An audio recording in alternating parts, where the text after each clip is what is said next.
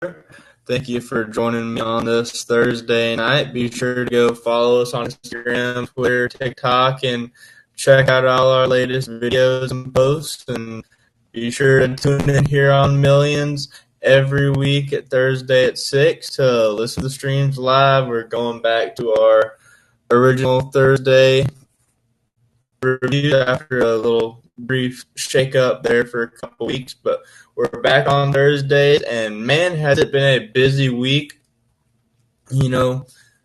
Big news, a lot going on right now, and I think the biggest news story at the moment is how the Chiefs have somehow continued to eke out another win this week to move their record up to 8-0 in an overtime win against the Buccaneers.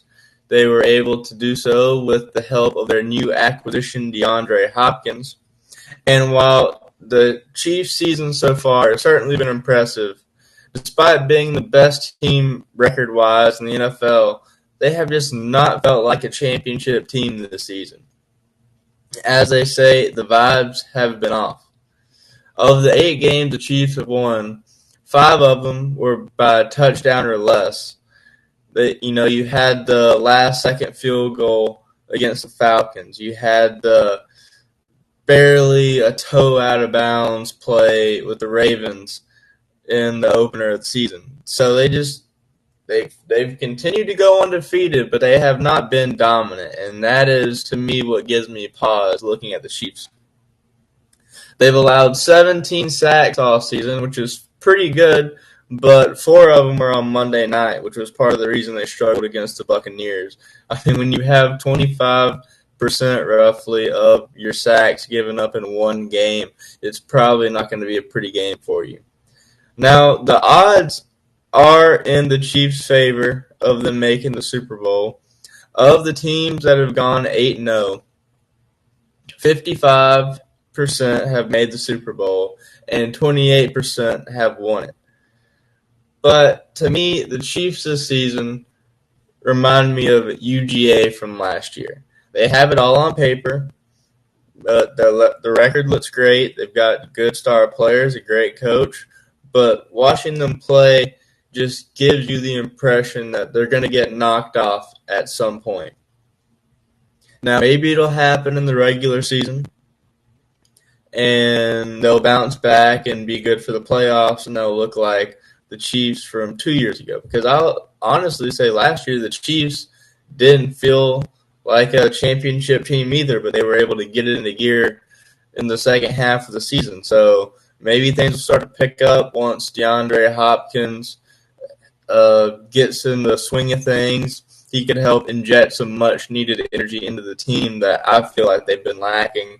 He had 8 receptions on 86 yards and 2 touchdowns Monday. So it's a heck of a start. But I really would like to see the Chiefs, if they're going to try to make history and become the first team, maybe ever, certainly in the Super Bowl era, to three-peat, then they're going to have to get things into high gear and start looking like the dominant Chiefs teams of old. But we'll just have to wait and see. One thing the game on Monday really made me remember is I don't like the NFL's overtime rules. So the way it works in the NFL is if you score on the first possession, it's game over. It makes way more sense in college where if you get scored on, you get a chance to answer, and then you just go back and forth until somebody scores unanswered. But in an NFL, if you score on your first possession in overtime, then that's that. So I don't know. I would have liked to have seen what the Buccaneers would have been able to do because Baker Mayfield played really good in that game too. Aside from Chiefs, the best record in the AFC is the Bills. And the Bills are currently at 7-2.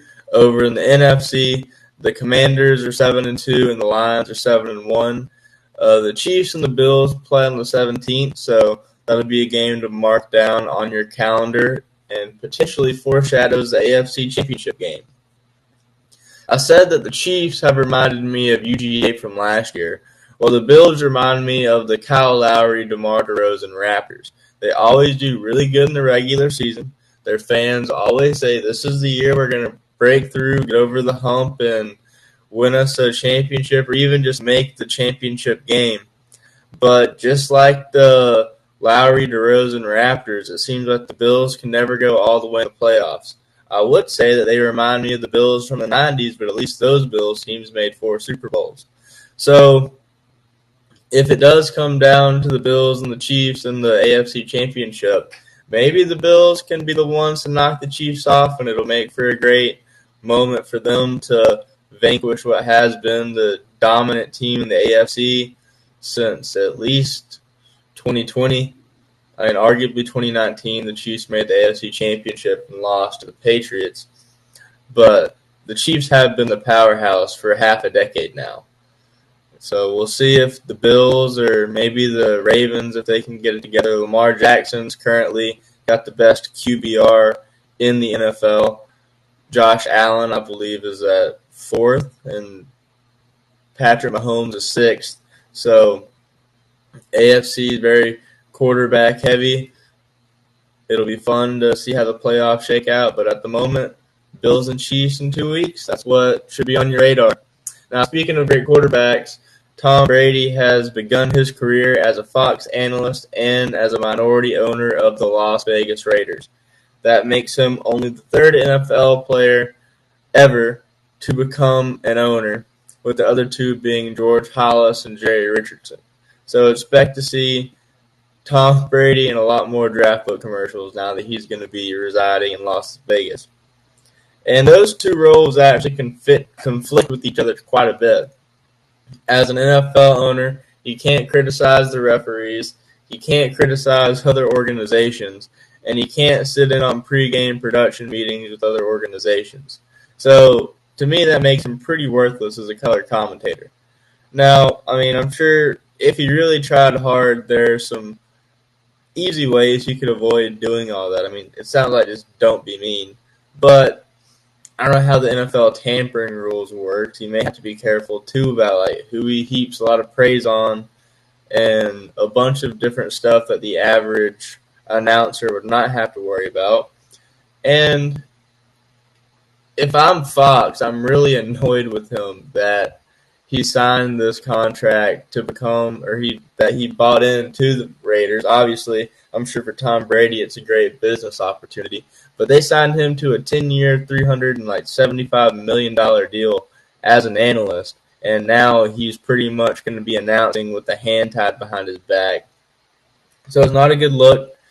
And I would say, given his restrictions here, it would make sense if he took on more of a play-by-play role than a color role, but it's pretty hard to become a play-by-play commentator in your first, with no broadcast experience. Usually the play-by-play guy is somebody like a Bob Costas or a Joe Buck or a Jim Ross who just has, cut their teeth doing commentary, and the color commentator is somebody like a John Smoltz or a Jerry the King Lawler type who was an athlete that's retired and just has a good personality. He knows enough about it to provide insight, but he's more there to keep the audience engaged and have a good time.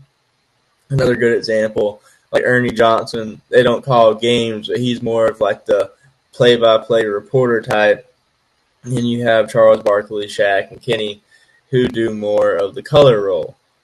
So maybe look into, if you're Fox, training Tom Brady up to be a play-by-play guy, but we'll see how that works out for him. Now, over in the NBA, the Milwaukee Bucks have been getting beat like a drum. They're currently 1-6 and are second to last in the Eastern Conference.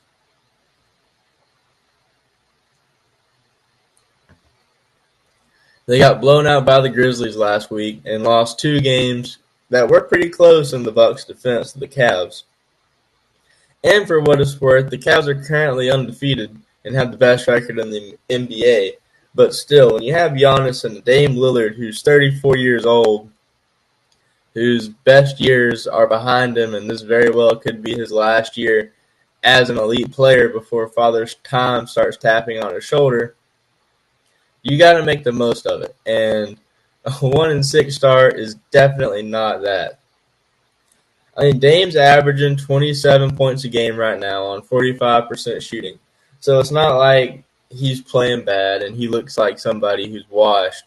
Though he did have only 4 points in the Grizzlies when they got stomped. And they lost by like 30. It was embarrassing. Giannis, meanwhile, is averaging 31. So, like, their two superstars are doing good. Their two main issues are depth and coaching. So I like to run through this particular stat a lot when I'm breaking down games. It's pretty simple and not very nuanced, but I do think it's a good indicator of how well a team is flowing. So if you look at the Bucs in that game against the Grizzlies, they had 3 players in double digits. The Grizzlies had 8. I don't care how many superstars you have on their team. I don't care if they both score 50. The team that has 8 players scoring in double digits is going to win that game 9 out of 10 times.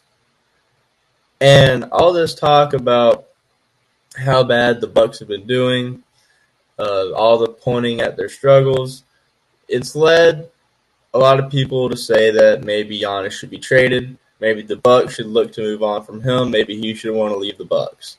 Now, NBA insider Bobby Marks says that Giannis isn't looking to be traded and the Bucs are not looking to trade him, but that hasn't stopped the internet and ESPN and Fox and the like from running wild with their imaginations and fantasies.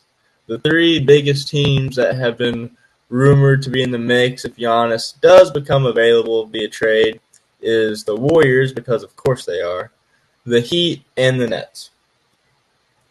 So a superstar player leaving a smaller mid-market city like Milwaukee for San Francisco, Miami, or New York City.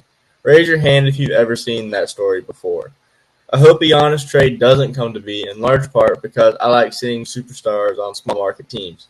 It's nice and refreshing when you have somebody like a Milwaukee break through and win an NBA championship instead of having the Lakers win it for the 18th time. And even the Celtics, I will say, as historic as a team they've been down and out for the last, decade. It was nice seeing them bounce back to relevance for a little bit.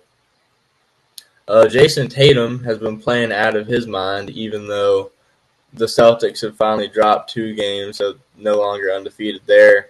But I'll get to that in a second. Back to the Bucs. I said their one big issue was depth. The other is coaching. And Doc Rivers is going to be on the hot seat if the Bucs keep losing.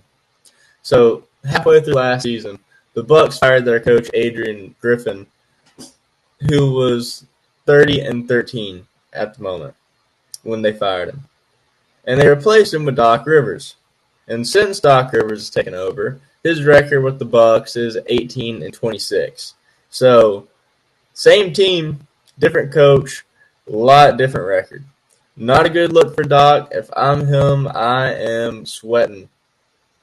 But, I mean, I don't know. It's not – the coach can only do so much, and a lot of it does seem to be chemistry. Dame and Giannis have not really played in conjunction with each other. It's a lot of just ISO. Giannis scores a lot. Dame scores a lot. They're not really having a free-flowing offense. And I think you just got to get Giannis and Dame in a room, get them, on good terms personally. I'm not saying they're not, but it just doesn't seem to me like there's a whole lot of warmth there. And maybe good on-court chemistry can flow from that. I mean, Dame, and I've complained about this a lot, he's one of those – he's more of a shooting guard, but he does, I think, technically play point guard. He's not a facilitator. So he's not the kind of player that will be getting 8 to 12 assists per game. He's like one of those 27 points and 4 assists kind of guy. And me personally, I don't like that as my point guard. So I think that's another issue too, and probably a big reason why the Bucs haven't had a good time getting their roster, their bench players or their secondary players in the mix of things. But hopefully the Bucs can snap into it. I said last week I was excited to see the Bucs and Celtics game. The Celtics won that. Jason Tatum has been playing great, and they keep talking about the Olympics. For whatever reason, people are saying that he's treating his benching like a Michael Jordan, I'm taking this personally kind of moment. And I really just don't understand what the big deal is about his Olympic playing time. Like, I'm sure it sucks to go overseas and, not play in some of the games, but I don't know. I wouldn't have thought it was that deep, considering a lot of players don't go overseas for the Olympics just because they don't think it's worth the hassle. Which, I mean, I'm glad to see somebody care that much about their Olympic playing time. But, I mean, if he's as angry about what happened on Team USA as the pundits like Stephen A. Smith are making it seem like he is, that's interesting. I don't really know what to make of it. I mean, it sounds to me like he didn't know what he was getting into when he tried out for Team USA. And it's odd because I would think that that's something that you have a conversation with. Because when you're the coach, like Steve Kerr was the coach of Team USA. If you're Steve Kerr, you know everybody who's trying out for Team USA is an NBA player. And probably a top-tier NBA player at that. And then you got Derek White too. But you need the glue guys. Not everybody can be a superstar. But you know that it's not a lack of talent that decides playing time. I don't really know how you go about determining the rhyme or reason to it. And because it's not like they actually play together a lot, so you can't say, oh, well, this lineup has a lot better like chemistry from what we've seen. So it really just is the whim of the coach. It's not anything personal, I wouldn't think. But whatever the case be, Jason Tatum's averaging 30.7 rebounds and 4.8 assists on 48% shooting. So if I'm the Celtics, I hope he goes to the Olympics every year and gets benched every year, because if he keeps playing like that, they might have more championships in the future. Now, the biggest off-the-court story in the NBA right now has to do with Joel Embiid.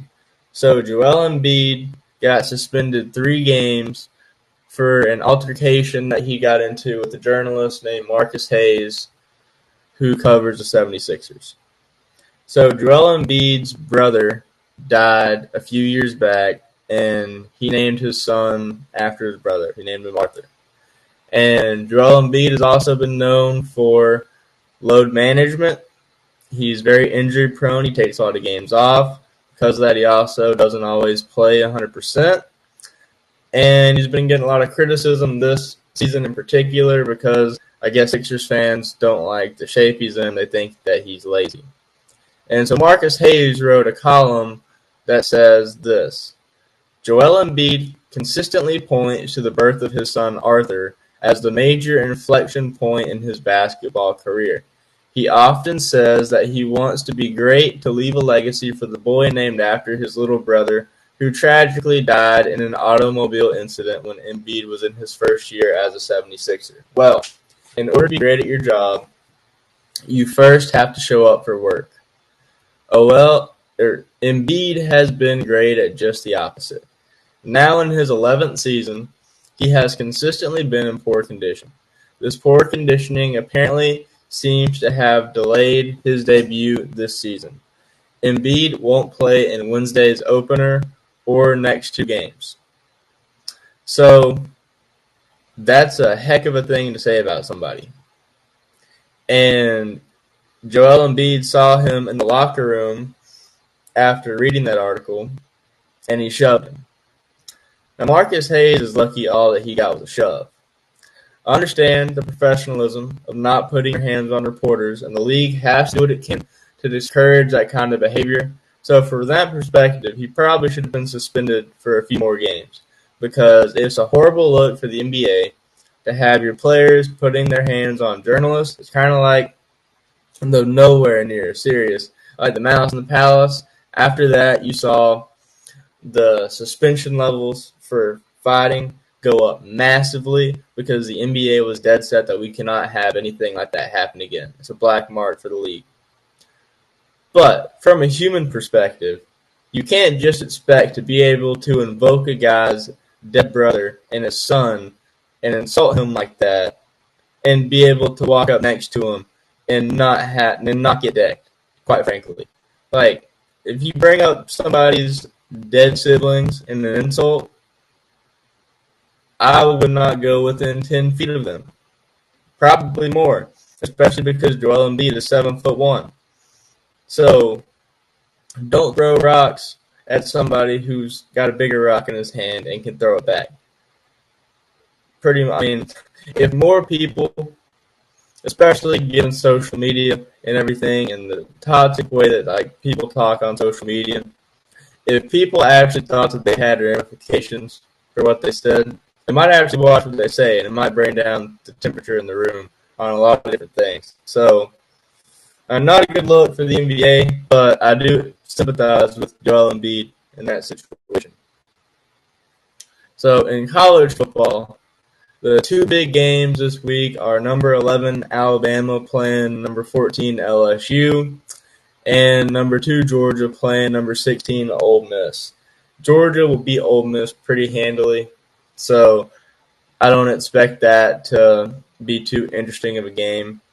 But, Alabama LSU, that'll be a good one, I think. I think it could go either way because they're the two most inconsistent teams in college football right now. So whoever loses is out of the playoffs. That much is certain. They've both got 2 losses, so one more. Even in this new 12-team format, like 3 losses, you're done. So we'll see who's getting put out. Fingers crossed it's LSU, but it remains to be seen. And I'm excited for the game to see how it shakes out. Over in WWE, we had a confrontation between the Usos and Sami Zayn on Raw to see what the fallout would be from Sami Zayn kicking Roman in the face on the Crown Jewel show on Saturday.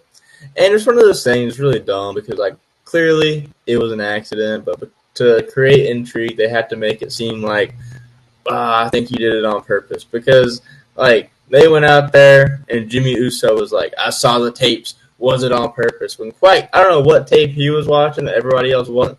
It was clear it was an accident. But you got to try to facilitate drama somehow. And they didn't really give much of a resolution about the issue for now. They invited Sammy to come to SmackDown tomorrow. So I would expect to have a segment between him and Roman Reigns that gets pretty tense. But at the end of the day, they're all going to come together because they've got Survivor Series in 3 weeks. And somebody's got to be in that 4th spot for the War Games match. And who else but Sami Zayn? Now, what's interesting to me in terms of the Bloodline War Games match is who's going to win. Because you have Solo Sikoa beat Roman Reigns pretty decisively at Crown Jewel. And you have Roman Reigns beat him at War Games to kind of settle the score. I just don't know where that puts you, because this Bloodline versus Bloodline story is the biggest thing going in WWE right now. So the blow-off for it seems to me like it would be at a big show, like if not WrestleMania, then at least the Royal Rumble, some major PLE that they have, maybe the first Raw on Netflix. It just feels like it has to be on a big stage. And I would also be really surprised if they blew through the story that quickly. Because, pretty much the way wrestling goes is somebody wins the first match, then a month later there's a rematch, the other guy wins, and then 3rd month there's the rubber match. Whoever wins that wins the rivalry. That is I would say 65% of all wrestling feuds. Sometimes you get it to where somebody just wins 2 in a row. That's rare. But I don't know. There's no good way to really go about it, because then if Solo Sikoa and the Bloodline, his Bloodline, beat Roman Reigns and the Usos and Sammy twice, then why do they have to fight a 3rd time? Clearly Solo is the dominant one here. So I'm not sure how they're going to get themselves out of a corner this corner they've booked themselves into. Because honestly, I wouldn't have put this Bloodline versus Bloodline match on the Crown Jewel show. I don't know why they did it. It would have been a lot cooler to see the first time these two teams, these family members, meet to be in a brutal, bloody War Games match. But what happened has happened, and we'll just have to see where Triple H and the crew take it from here. I also can't help but wonder when The Rock's going to come back and what role he'll have to play in all this, because last time we saw The Rock, he was cocking the eyebrow at Cody Rhodes and Roman Reigns teaming together. And I don't know if Solo beats Roman twice and his Bloodline wins War Games. Maybe we see The Rock come back and Solo, even though he's now the tribal chief, gives the Ulafala over to The Rock.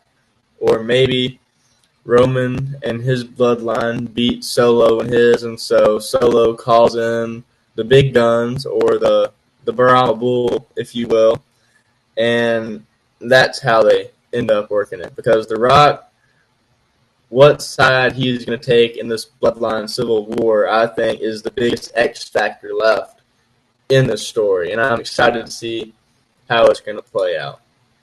And with that being said, that's all I've got for this week. So I hope y'all enjoy watching the college football this weekend, and I'll see y'all next time.